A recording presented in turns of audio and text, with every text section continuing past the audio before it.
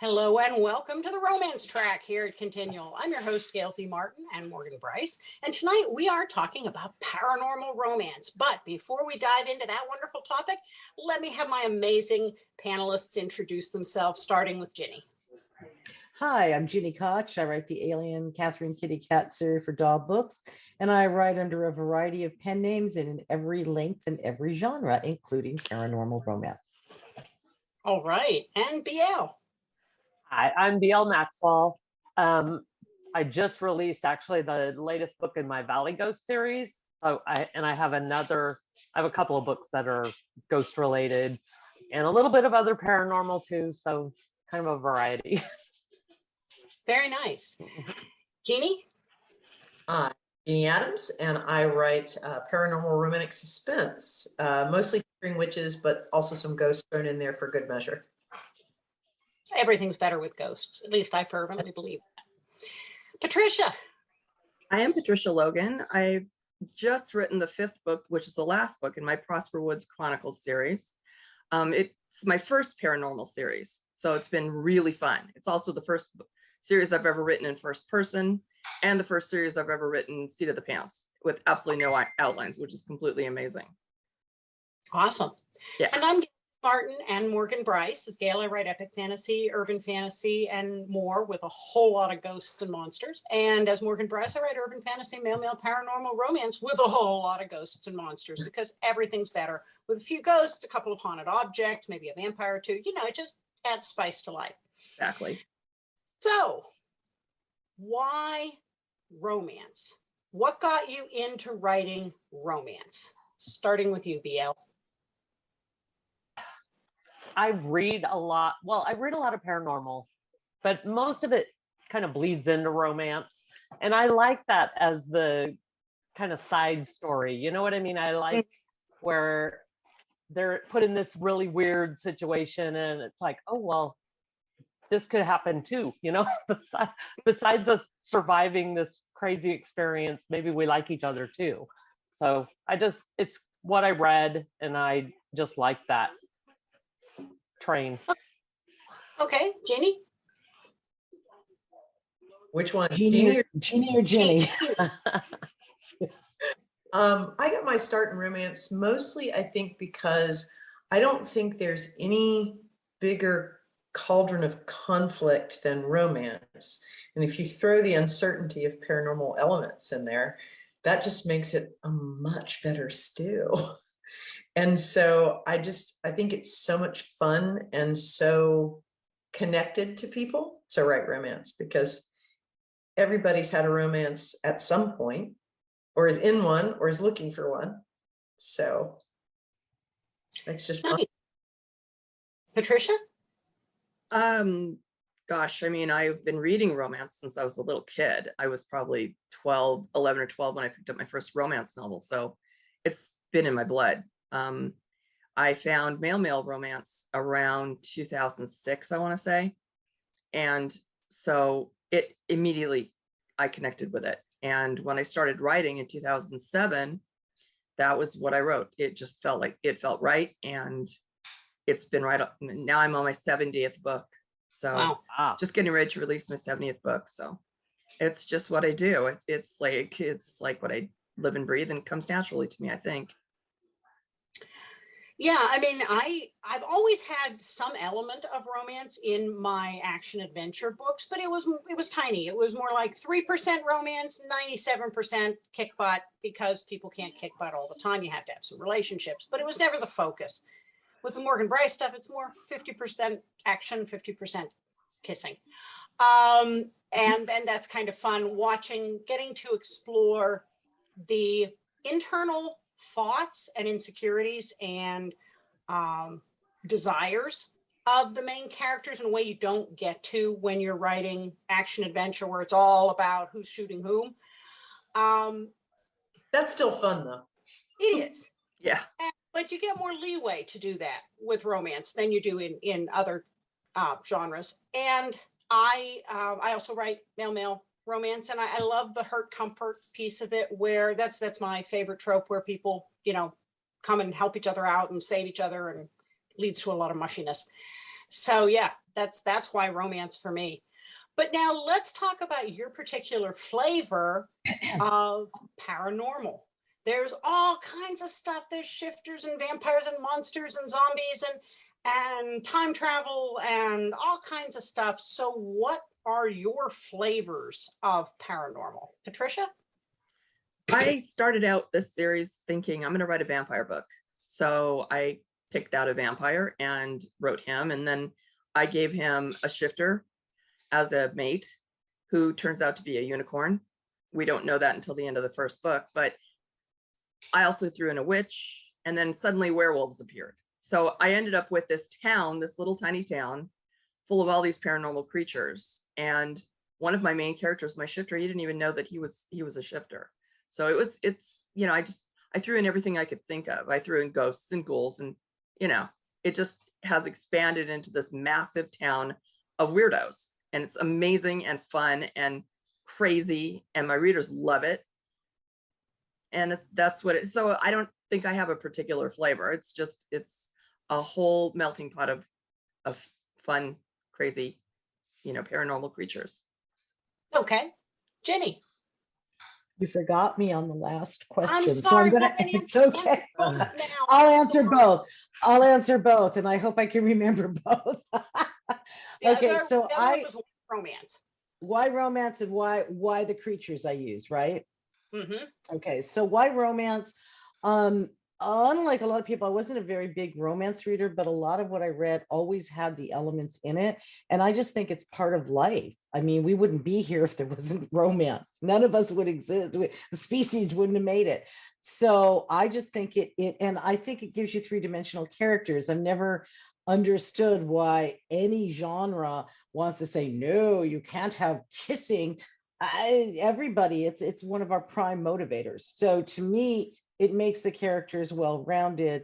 I no more than 50% romance for the most part, because I am writing other genres, but I've got romance in almost everything. It may not be, like you said, it might be 3%, it might be 50%, but it's up there because depending on the length of the story and who's doing what and so forth.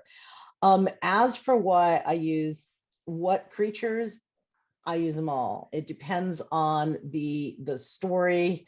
For my Happy Acres series, it's ghosts and some very scary ghosts that would border on demonic. For Plush Life, which is romantic suspense, there's a voodoo element. So you're not really sure, is it really voodoo? Is it magic, or is the voodoo queen fooling people? And in the Necropolis Enforcement Files series, I use every creature known and then some, and I'm like scouring the planet for all the creatures. So I use them all because I think they all deserve their shot. Very good. Yeah, there's a real high that comes from discovering a monster in somebody's mythology that you haven't seen before. I mean, maybe it's familiar to somebody over there, but it's not familiar here. And so that's like, oh, I found a new one. How can I use it? That's kind of fun. So now I mentioned that my big jam is Heart Comfort. There are a lot of others that I like as well. But what are some of your go-to tropes? BL? I tend to go to Hurt Comfort also. I really do like that. Yes. I can't help it. And I love, like with the paranormal too, I really like the conflict of they go into, like, say they go into a haunted house together, and even though they're working together, something happens to one of them, and then they maybe have to make a choice of, do they do this or I like that. I like that whole conflict of, do you risk blowing it and maybe you can't save the day to save your partner, or do you save the day, or I love that. Very cool. Jeannie? I tend to mostly use witches right now. I haven't shifted into shifters, so I suspect they're going to invest my world at some point. I think that for me, the really theme that I sort of gravitate to is finding your inner strength, and that you're stronger than you know. And sometimes that in my stories, especially my Witches Walk Haven Harbor series, that's, you know, you're strong enough to stand up to the fact that you have a gift, or you're strong enough to stand up to the fact that people either don't believe it or challenge it. And so for me, that's one that I really focus on a lot, is being stronger than you know. And also the whole, I love the lovers who will stand toe to toe with each other, and, you know, they sort of match each other where they are, but they also are willing to stand up to each other. So that's another big theme I use, I guess. Very Did cool. that Yes, it did. Yes, it did. Ginny. I think I, from a romance side, I'm kind of a slave to the love triangle. I just ran through my catalog. It's like, yeah, a lot of times it's not as strong a love triangle as it's, sometimes I do like the false love triangle, but really that's probably my romantic trope is that from a paranormal standpoint, mostly it's that the paranormal, there's at least half the paranormal that are good, not it's not all evil, it's not all scary. Some of these creatures or people are absolutely fighting on the side of right. So that is consistent throughout. Okay. How about you, Patricia? I've always written mystery, so all of my paranormal has an element of mystery. Action adventure is also my thing. I've written tons and tons of special agents and FBI and ATF and that kind of thing. So that's just fun for me. I incorporated that into my paranormal stuff. And, you know, there's always a case that they have to solve. There's always bad guys. There's always good guys. There's always car chases and fights. And, you know, when you've got a paranormal element, you know, you bring in all the lightning and the witchery, and it's just super fun. So, right? Absolutely. Yeah. Now, what's the most unusual otherworldly creature that you've either used? Doesn't have to be a romantic partner, could just be the bad guy or a helper or whatever, but what's the most unusual creature that you've used, and how did you use them? Jeannie? Oh gosh, I guess probably the most unusual one I did was, and it doesn't seem unusual in context with y'all, because I know what y'all write, was a trapped demon, and that was in one of the Canaan Castle stories that connect to my Haven Harbor witches. But I always love reading all the great paranormal creatures that everybody comes up with, and I end up coming up with all sorts of unusual creatures, but that's in my space adventure rather than the paranormal. So Nice. BL, how about you? Well, my last one, I used shadow people because I'm so fascinated by them, but I'm also really horrified by them. Like, it's something I hope I never experience. But then I tied that in with, I kind of wanted it where they were just kind of being controlled by something else. So I threw a wraith in there that it's really him that's doing all this stuff. And it was a lot of fun. Shadow people were really fun to write, but yeah, they're creepy. seriously. Yeah. Ginny and Fred. We have the Fluffy cat Death appearance. says hi. This is Fluffy Death. She says hi. I'm trying to think. Most of the really bizarre ones are coming in the next Acropolis Enforcement Files and Night Music. I have a lot, including the demons that tickle you to death, which is horrifying. It's a horrible way to go, right? Yes. The waves that actually are the waves that are actually made of teeth and stuff like that. So that's some horrific fun coming up. And then in one of my short stories in my collection, The Disciple and Other Stories of the Paranormal, the Devil's Daughter's in there, and it was fun doing her as a very typical daughter, as opposed to some evil manifestation. So I kind of like taking the creepy ones and either making them creepier or making you look at them in a different manner. Like I have a snake demon in the Night Beat, and he's just a lesser demon trying to get by on the human plane. So, and I'm terrified of snakes. So for me, anything that's a snake, that was the scariest thing I wrote. Patricia. I don't know.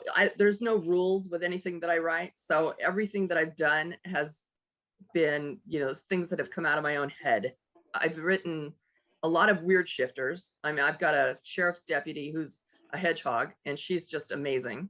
She's this little round lady, and she's got spiky hair, and when she shifts, she turns into a hedgehog. So I've got this group of what I call the champions, which are basically unicorns that are eunuchs.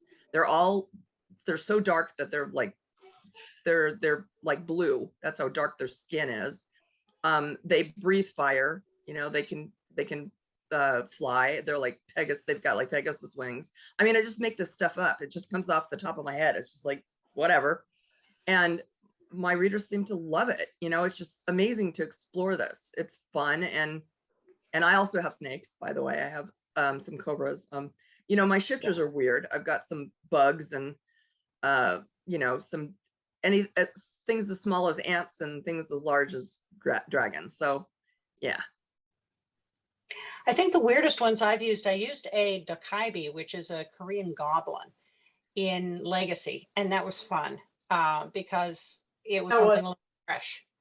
Thank you. It was fresh, and it was just I took some liberties with it, of course, which is what you have to do to get some of these things to fit in your story. But it was fun to come at something that I hadn't seen before. And then in one that I just finished that will be coming out next year, I've got a medium who falls in love with a ghost. And so working out the mechanics for ghost sex was kind of challenging, but we got there. I bet. And it had a very happy ending for everybody involved. So, you just have to figure out how to make it work when one person doesn't have a body. Which leads to another question. What did you say, Jeannie? Challenge, but it can be overcome. Anything can be overcome with enough, inspiration. So how does magic work in your world? Jeannie? Well, I've got two different worlds where I use magic. One is an urban fantasy, and then one is the paranormal romance series, the Witch's Walk paranormal romance series.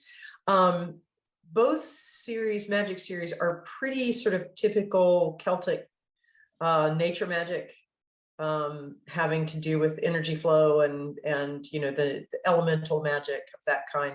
That's really tied to nature. So it's not very out there. It's sort of pretty much the traditional Celtic pattern. Okay. Patricia.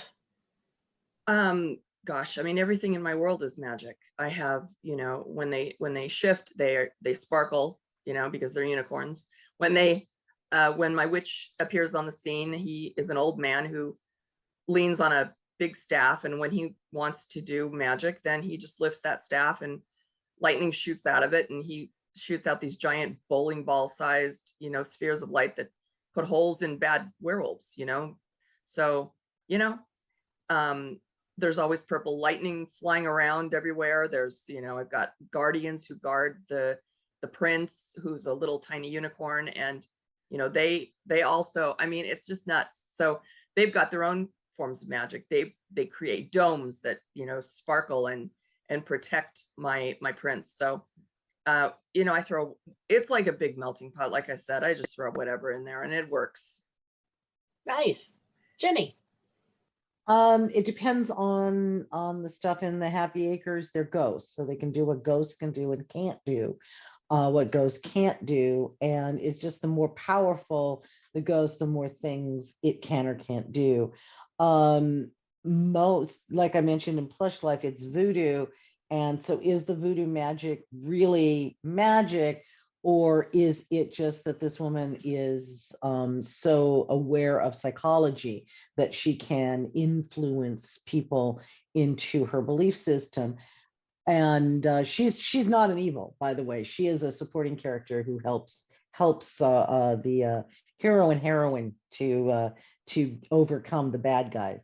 And then in the Necropolis Enforcement Files series, there isn't real. the only magic there is magic that the witches, the warlocks, or anyone else with that kind of bent are due. Like, you know, Shakespeare is creating spells for them to use, and then everybody can chant, but most of the time the creatures can only do what they can do. So vampires can only work the night beat because they are they need to go get out of the sunlight. And werewolves don't really like to take baths, but they will because they're dogs, you know, they're canines. So I try to keep it limited to what each creature can do and not go beyond that. Okay. BL? Well, in Tutu, he's a demon hunter, but he's the ancient god, the Egyptian god Tutu, inhabiting, like sharing a body with a human. And so when he channels Tutu, when he's in control, his tattoos glow, you know, so you know that he's in charge. He doesn't really have magic, but he's powerful, I guess you'd say. In my Gargoyles series, they were brought to life by sort of a combination of rituals that gave them life. My Ghost series, the ghosts are, you know, the ghosts are ghosts, but some are more powerful, you know, some are more, I guess you'd say, more dark, more evil. They can do, you know, they want to hurt you where others don't. They just want to avoid you. But the ghost hunters themselves use sigils and different things like that to, you know, they sage, they do all sorts of things to protect themselves from the ghost. So. Okay. Now, does using magic and paranormal elements make any part of writing romance harder or easier, Jeannie? Or change how you come at the story from a non-paranormal side? I think it changes how you come at the story, because if you're using romance with defense element, that's grounded in reality, and everybody knows a gun is a gun is a gun. But when you're writing with paranormal elements, I think it makes it fun, challenging, but fun, because everybody approaches and views magic a different way. Like Patricia was saying, you know, her creatures can do anything. Well, how does the human side of whoever is in the protagonist role react to that? And when you have magic other condition other than that you're setting up system,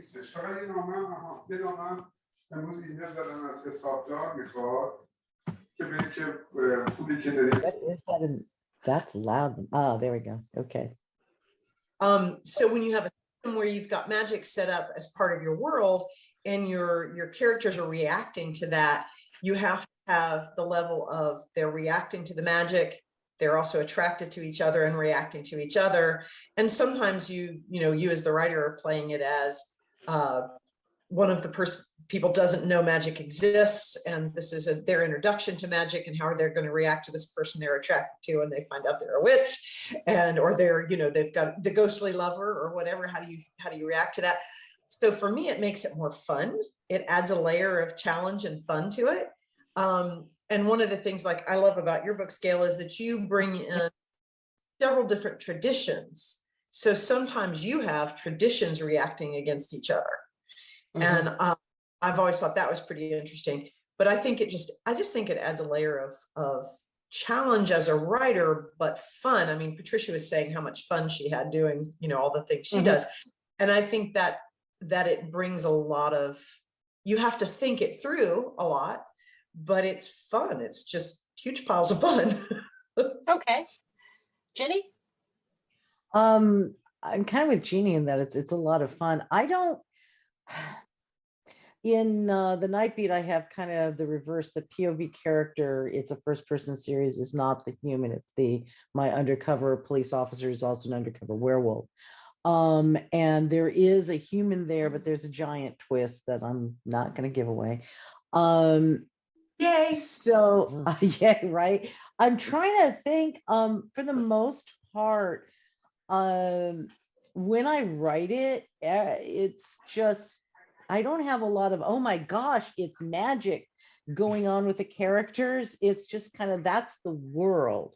There's this in the Happy Acres Haunted Hotel for Active Seniors. It's just, this is, it tells you in the title, right? I mean, very quickly it's established there were ghosts. They're breaking in a new resident, and he just rolls with it. You know, I mean, that's part of like, how are you going to survive here? Well, you'd better roll with the fact that it's ghost roll call now. So I guess most of my humans, I put them down to, they are open to it and just rolling in with it. I don't really deal a lot, or I haven't yet, I guess I should say, with the, oh my gosh, it's magic. When my humans are discovering it, they're excited, kind of like I feel like I would be if it's like, oh my gosh, that's really a real werewolf and it's on my side. Awesome, right? As opposed to, eek, it's a werewolf. So I think that for me and the way I do it, all my humans just roll with it because they think this is the most awesome thing in the world. Nice. BL? I'm similar. Most of my worlds, they're just the human side are very accepting. They don't really question it. They may not like it always, but you know, they roll with it. Same as Jenny. I don't know what I want to say. Your stuff is awesome, and yeah, everyone should exactly. It works. It works. Yeah. You can skip me. I lost my train of thought. Okay. Patricia, what you? Patricia? Me? Oh, okay. For me, it gives me license to do whatever the heck I want. It's, you know, it's just, there are no rules, which is why I love paranormal. I found this, I mean, 10 years, 12 years into writing, I have found this new outlet where there are no rules. I don't have to write with an outline because I can make mistakes and then turn it into magic, you know, and my betas will point something out to me and go, what the hell was this? And I go back and clean it up and go, well, that was magic. I mean, don't you know this? This is magic. So, you know, you can just do with it what you want. You have license to really play with it, to explore, to create a world where, you know, where whatever's going on. And my humans don't really interact. I mean, they do, but it's kind of off the page. It's like, we know they're having sex, but we don't really explore them because we're more focused on this other world that we've created. So there aren't a lot of human interactions that are really human like they're not really interacting with my people. We know that they're happening, that they're living in this town with humans, but everybody else, all of my characters are really focused on their own little world, which is the paranormal world. Okay. So when it comes to the paranormal aspect, or really the books themselves, what's your research process? And if you don't think of it as research, where do you find your inspirations? BL? I watch a lot of paranormal, you know, like the live, like Paranormal Caught on Camera, that kind of thing. And I'm in a couple of groups on Facebook where people just share paranormal experiences. And I'm just fascinated by that. I don't have the desire to actually experience it, but I enjoy hearing other people's experience. And I use that a lot.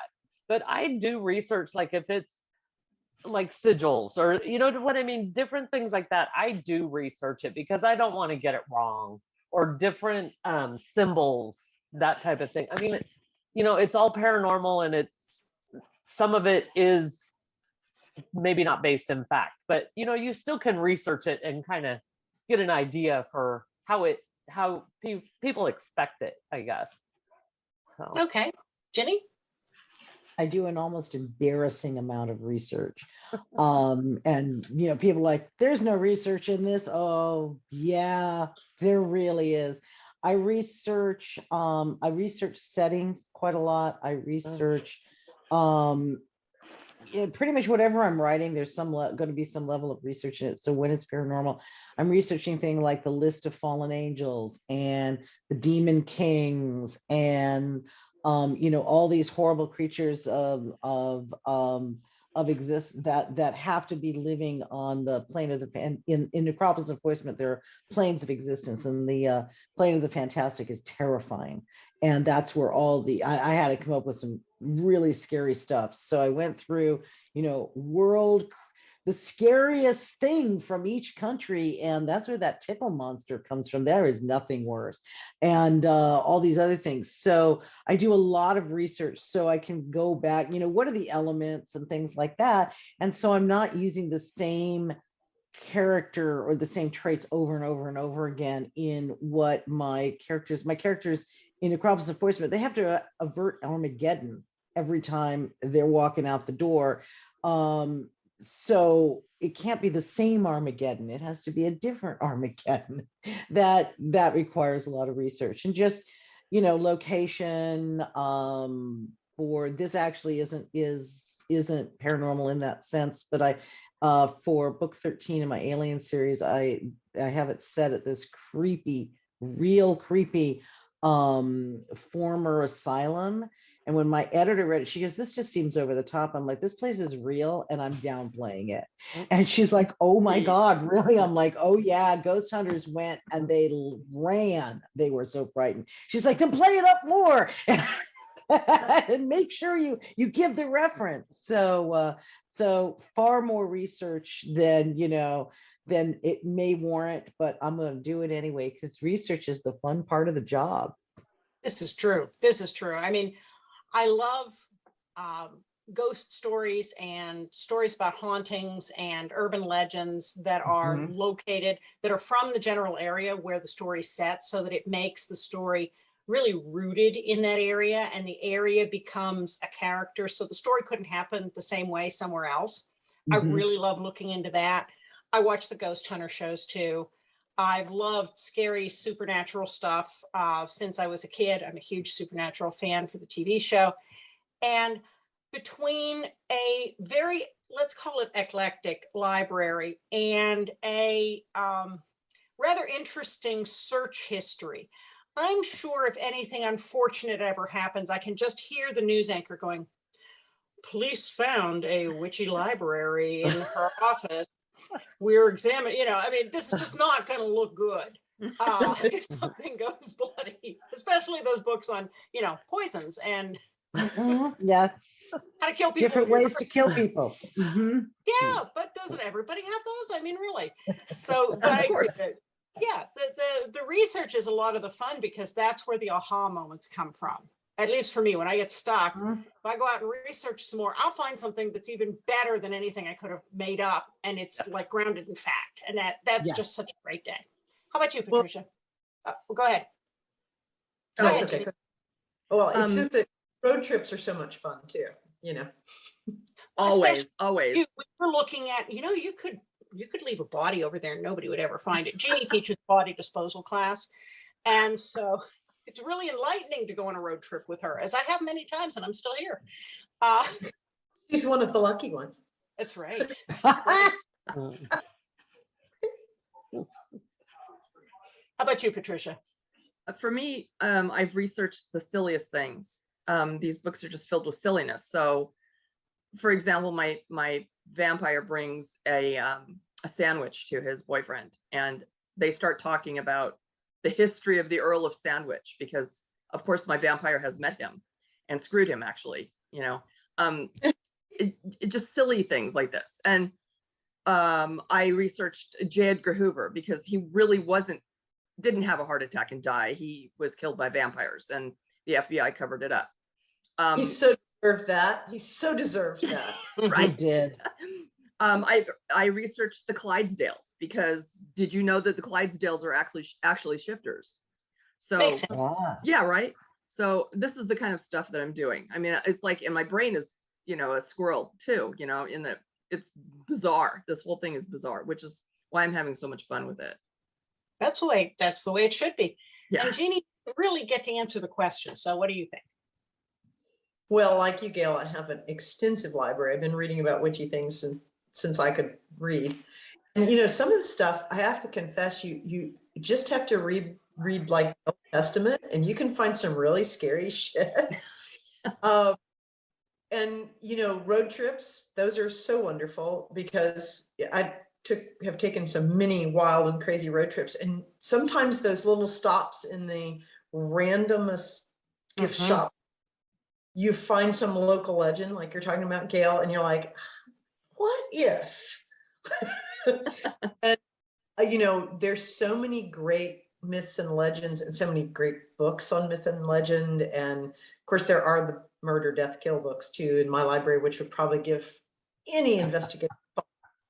But I think that the research part, like you said, is, and like we all said, it's just so much fun. And sometimes the hardest thing is to weed out which idea is best, because you've got all these different.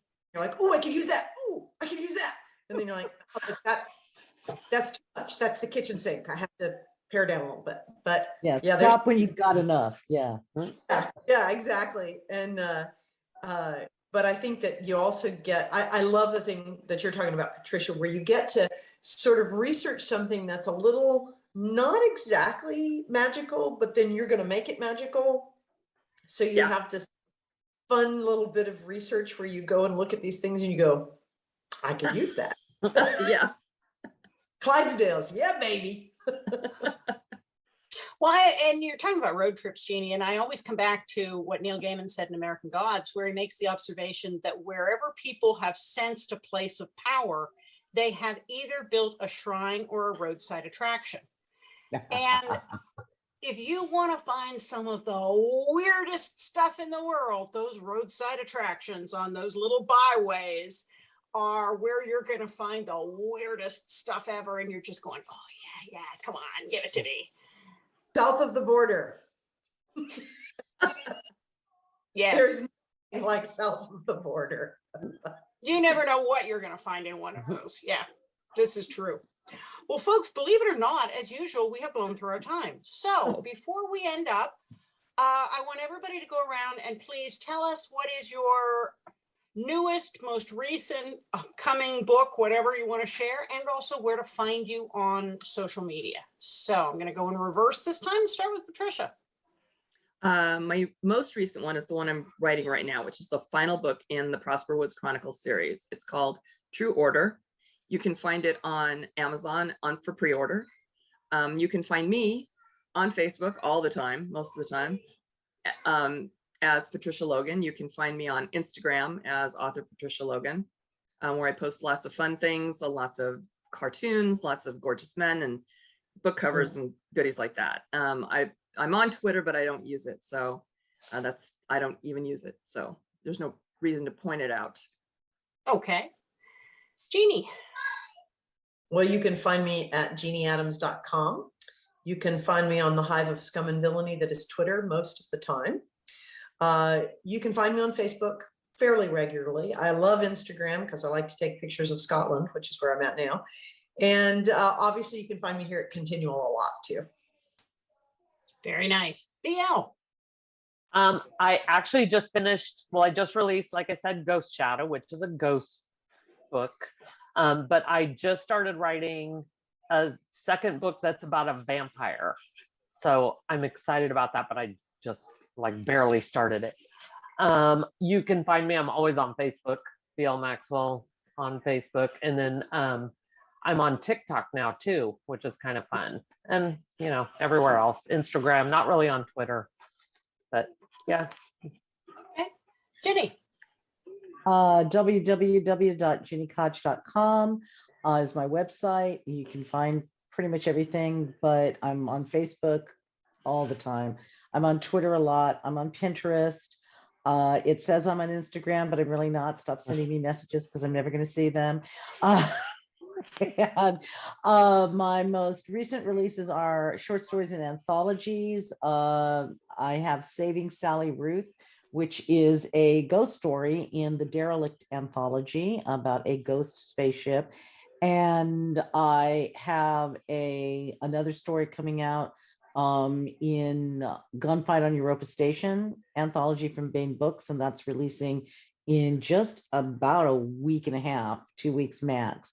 And then I will have The Reinvented Heart, which is coming out in February. And that is basically, in my viewpoint, it was science fiction romance, but it's examining what makes families. And then somewhere in between now and then, Silence in the City is going to come out, and I have a story in there as well. Cool. Well, I'm pretty easy to find as gailzmartin.com, morganbryce.com. I'm on Twitter and Facebook and Instagram and YouTube. And of course, here at ConTinual, I have 3 different reader groups, well, 2 reader groups and a supernatural group. So I'm pretty easy to find there too. As far as new stuff coming out, we've got Trash and Treasure out right now for pre-order, and it'll come out at the end of the month, but that is a possum shifter and a raccoon shifter, and it's part of the Fox Hollow series. And then Jeannie and I are in a Shared Worlds collection for New Year's, and that is Ring in the New at Canham Castle, which will be out at the end of the year, and it's a fictitious castle in a fictitious town in England that we've revisited now 3 times for 3 different holidays. And so you've got a bunch of authors who are all writing in the same space at the same time for the same holiday event and trying not to have their characters trip over each other, but it's really fun. It's very so. Thank you to all of you for being wonderful panelists tonight. And thanks to all of you for watching and listening. There'll be more romance coming up here on ConTinual, so we'll see you online.